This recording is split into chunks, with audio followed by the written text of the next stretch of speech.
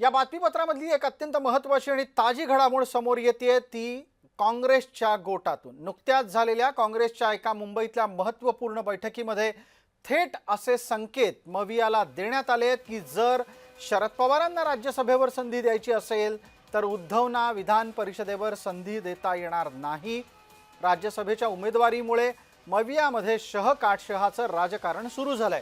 काँग्रेसनं विधान परिषदेतली एकमेव जागा आपल्यालाच मिळायला हवी असा आग्रह धरलेला आहे आणि यामुळे उद्धव ठाकरे यांचा मवियात राहून विधान परिषदेवर जाण्याचा मार्ग अडसर युक्त दिसतो आहे।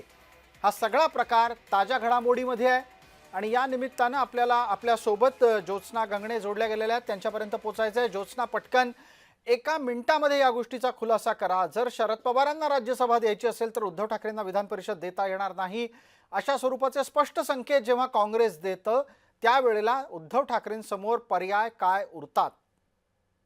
अगदी बरोबर आहे. आपण बघितलं की महाविकास आघाडी म्हणून जी आहे ती शरद पवार यांनी पुन्हा एकदा राज्यसभेवरती जावं अशा प्रकारचं पहिलं वक्तव्य जे आहे ते ठाकरे गटाचे राष्ट्रीय प्रवक्ते खासदार संजय राऊत यांनी केलं होतं आणि संजय राऊतांनीच म्हटलं होतं की पवार साहेबांनी जे आहे ते पुन्हा एकदा राज्यसभेवर जावं अशी त्यांची पक्षाची आणि त्यांची इच्छा आहे। दुसरीकडे आपण बघतोय की काँग्रेसची आजची जी बैठक झाली या बैठकीमध्ये महाराष्ट्राचे प्रभारी जे आहेत रमेश चन्नीताला त्यांच्या समोर महाराष्ट्रातल्या वरिष्ठ काँग्रेस नेत्यांनी ही इच्छा बोलून दाखवली की विधान परिषदेसाठी जे आहे तर ती एकमेव जागा महाविकास आघाडीकडे जी जागा आहे ती जागा काँग्रेसला मिळावी आणि त्यासाठी राज्यसभेमध्ये जर शरद पवार यांना पुन्हा जायचं असेल तर आम्ही काँग्रेस म्हणून आम्ही शरद पवारांना पाठिंबा द्यायला तयार आहोत अशी एक इच्छा जी आहे ती महाराष्ट्र काँग्रेसच्या वरिष्ठ नेत्यांनी म्हणजे बाळासाहेब थोरात असो, विजय जी, वडेट्टीवार असो, अमित देशमुख असो अशा सर्व पृथ्वीराज चव्हाण असो यांनी जी आहे ती रमेश चन्नीताला यांच्या समोर बोलून दाखवली। दुसरीकडे शशिकांत शिंदे यांनी सुद्धा माध्यमांसमोर हेच बोलून दाखवलं की शरद पवारांनी पुन्हा एकदा सक्रिय राजकारणामध्ये जे आहे यावं आणि बिलकुल त्यांनी बिलकुल। पण राज्यसभेमध्ये पण जावं। पण ज्योत्स्ना, या सगळ्याचा एक परिणाम होणार आहे तो दुसऱ्या तिसऱ्या कोणावर नाही, थेट उद्धव ठाकरेंवर। कारण जर काँग्रेसला विधान परिषदेची जागा सोडायची असेल तर उद्धव ठाकरेंना निवडून येता येणं शक्य नाहीये। मग अशा वेळेला उद्धव ठाकरे हे मागल्या दरवाजानं भाजपची मदत घेतील का?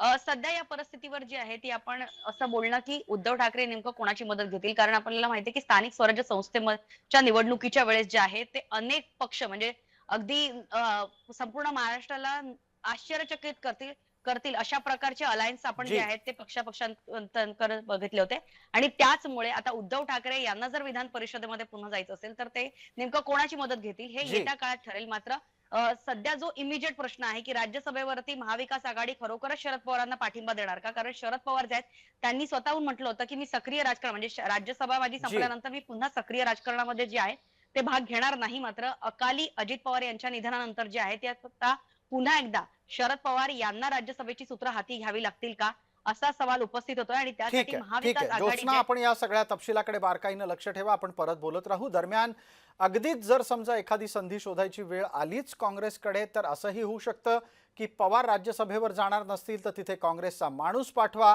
त्या बदल्यात विधान परिषद उद्धव ठाकरेंना द्या। गणित काहीही होऊ शकतं। अत्यंत बारकाईनं यावर आपली नजर आहे आणि सगळ्या बातम्या आम्ही आपल्यापर्यंत आणत राहू।